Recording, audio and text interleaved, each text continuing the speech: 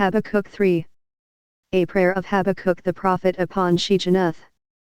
O Lord, I have heard thy speech, and was afraid. O Lord, revive thy work in the midst of the years, in the midst of the years make known, in wrath remember mercy.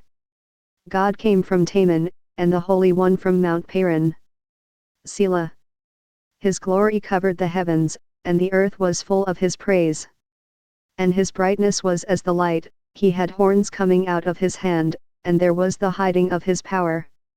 Before him went the pestilence, and burning coals went forth at his feet.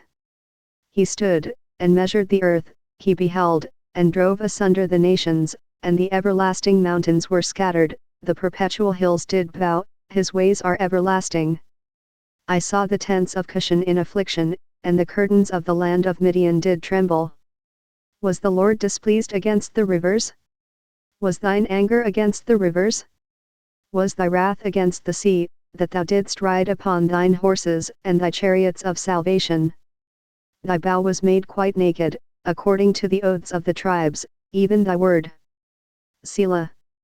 Thou didst cleave the earth with rivers.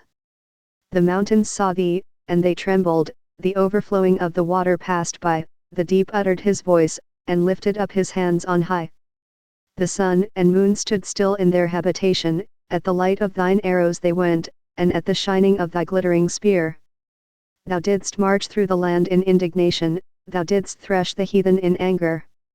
Thou wentest forth for the salvation of thy people, even for salvation with thine anointed, thou woundedst the head out of the house of the wicked, by discovering the foundation unto the neck. Selah. Thou didst strike through with his staves the head of his villages, they came out as a whirlwind to scatter me, their rejoicing was as to devour the poor secretly. Thou didst walk through the sea with thine horses, through the heap of great waters.